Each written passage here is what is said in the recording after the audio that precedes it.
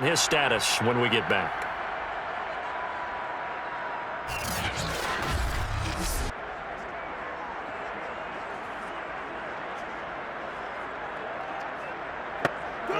Here's the Panthers punter now as he's on to kick it away.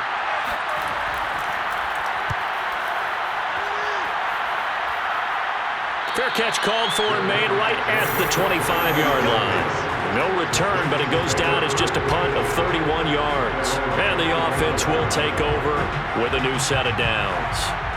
The New Orleans offense set to take over. Excellent job by their defense to force the punt and provide them with this opportunity, all tied in the fourth quarter. Now a handoff here to his running back. And he's brought down, getting this one up to about the 35. 44 yards for him on the ground now on 18 carries. Brandon, I think you and I were both raised the same way in the game of football. You run to set up the pass, but I think we've discovered in this NFL, a lot of teams pass to set up the run. And that's what they've done throughout this game. They've aired it out, thrown it around the yard. Now they've come back to the running game, and they find a way to be successful with it. Right back to him on first down. And he's going to get a solid gain of 9 before being brought down. Second and right at a yard. The last run got 9. That leaves him with second and a yard. And he'll give it here to his running back. And a penalty flag down as he gets only about a yard. Now let's listen in on the call.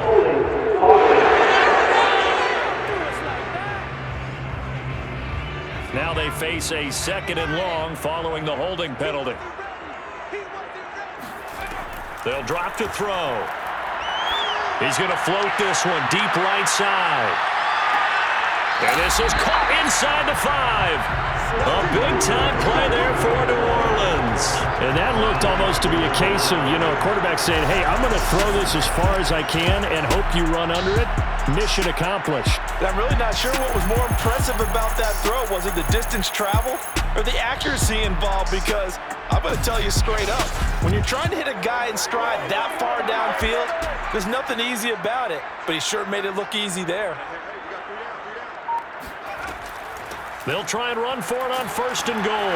And he is into the end zone. Touchdown, New Orleans. A great effort there. His second touchdown of the afternoon. And the Saints have moved out in front. So it was the passing game that got him down here, but closer to the goal line, it's the running game that gets him home. Certainly appears that they lulled the defense into thinking that the passing game was going to be it the entire drive.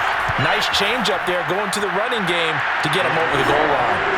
Point after, right down the middle. And they will take a 7-point lead.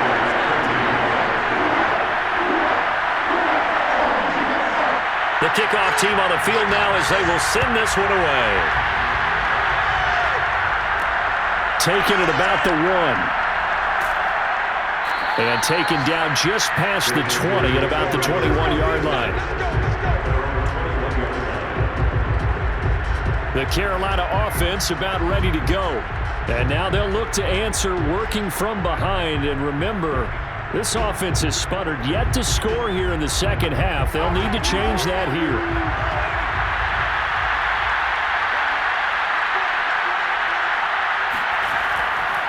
And to give this time to the tailback.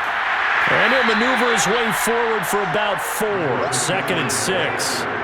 Following the pickup of 4, here's second and 6. He'll look to throw. Toward the right sideline, but it's incomplete. They've got to give out a little applause on that play. It has to go to the defense. More good work by them. They've taken away the passing lanes all game long, and you can see the frustration that it's causing because he just about threw that one into the first row. Oh, a strip. The ball comes out.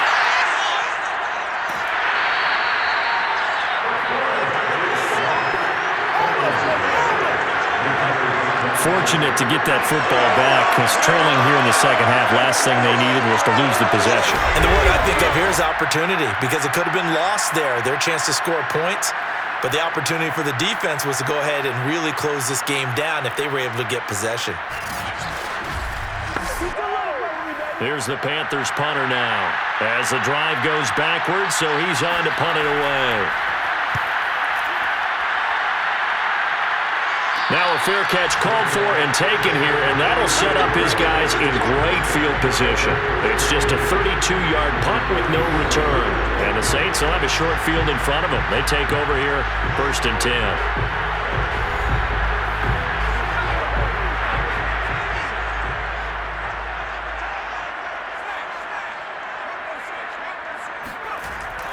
They'll try and run some clock here as they keep it on the ground. And he can only manage to get a couple. 2nd and 8 coming up. The last run got a couple. Here's 2nd and 8. They'll look to throw here. And just not enough on the throw there. Down around his feet and incomplete. The Saints on 3rd down. They've converted 3 times in 8 chances. This is 3rd and 8.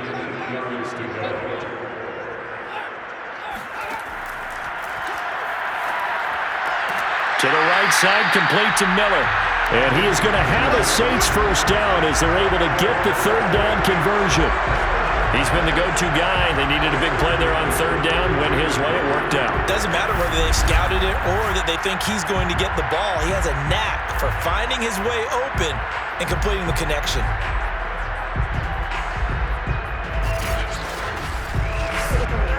So they'll come up 1st and 10 now from the 33.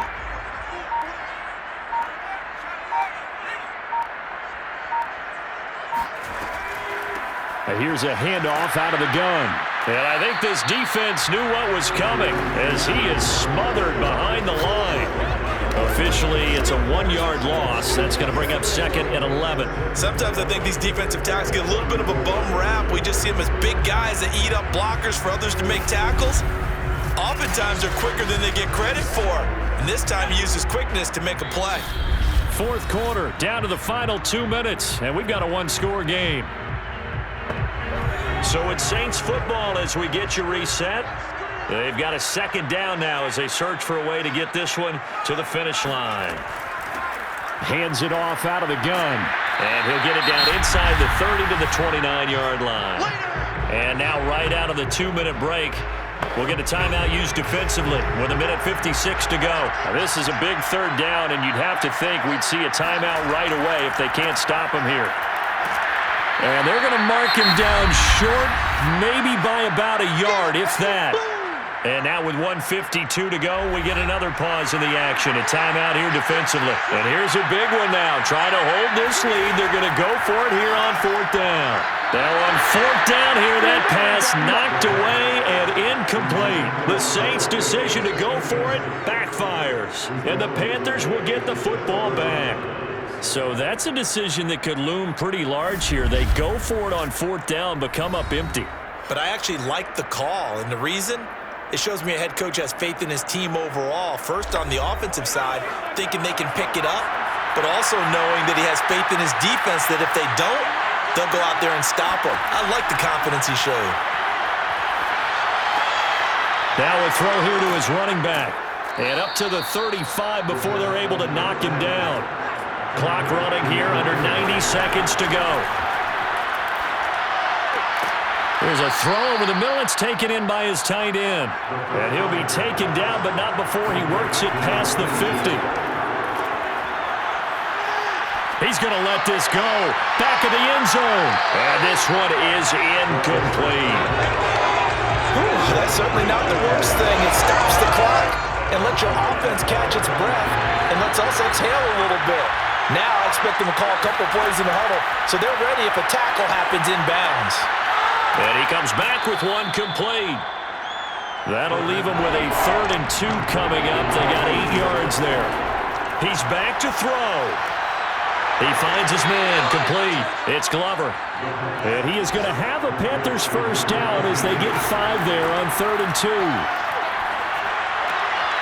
And a quick throw here. That's complete. And he gets this one inside the 15, just a yard or 2 shy of the 10. Now the Panthers going to signal for their 3rd and final timeout. He'll look to throw as they stop it with 14 seconds to go in the game.